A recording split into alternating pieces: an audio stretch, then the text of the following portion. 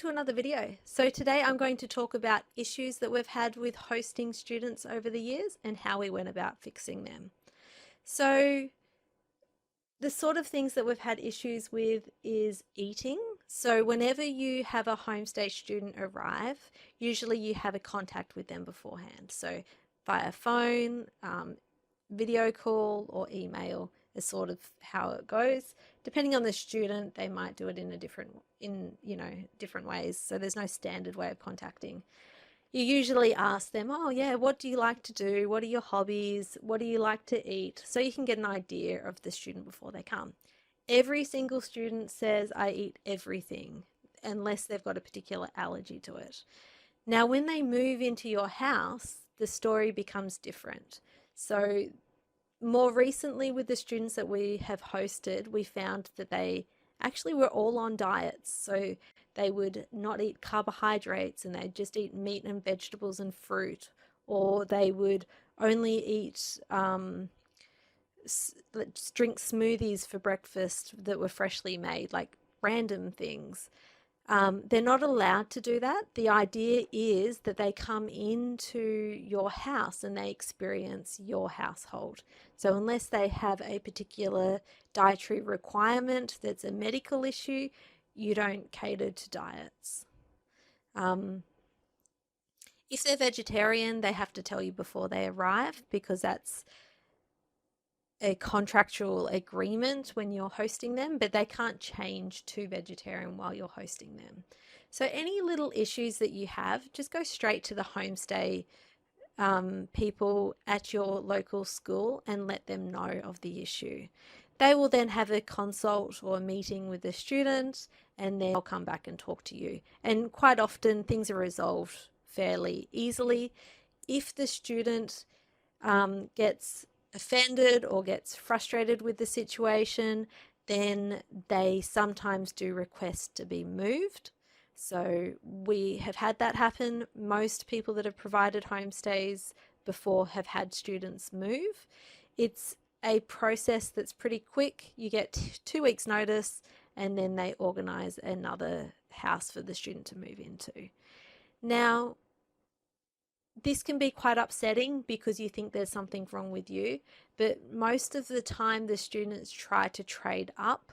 So if they perceive you as not being as good as another student, maybe the other student's family drives them everywhere. Maybe the other student's family gives them money to go to the tuck shop every day to buy lunch. So maybe they wash their clothes for them. Whatever the other families are doing, it doesn't mean that there's anything wrong with your house. Sometimes they want to be closer to school. When they do put in for a transfer, in order to keep it fair, the host organisers, what they do is they tend to, don't want to say make it worse for them, but they tend not to upgrade the students to the position where they want it to be, usually because it's not actually available. And also to show them that by making such a big fuss, they're not going to get rewarded for their actions. So yeah, that does happen, and it can be quite upsetting for you as the host. But also, when you're the second person that gets the student, so say a student has come in, they've been with another host family, something's happened, maybe they live too far from school, they put in a complaint and they got moved. Then they've come to your house. It is so much easier when you're the second person, because they have already been exposed to another house, and then they can see that yes, this is normal, this is how it's going to be, and they're all settled in. So being the first one is the hardest one, but being the second one is the best. We have found that being the second person when people are moved, they generally are very happy and they don't tend to move again. But quite often when you get the ones that are first to Australia living with you, they tend to be harder to please. Now, in one of my earlier videos, I mentioned that the first 2 students that you host are tax-free, and then the third, fourth, fifth, however many you host, becomes taxed. So the income you get is taxed. Because at that point you're not providing a free service anymore. You're making a business out of it. So the government taxes you. Now, when you have multiple students, over the years, we've found it's best to stagger the intake of those students. So have one student, get them settled into your family. Okay, so have a term with just one student, get them completely settled. And then, if that's a long-term student, you get a short-term student in.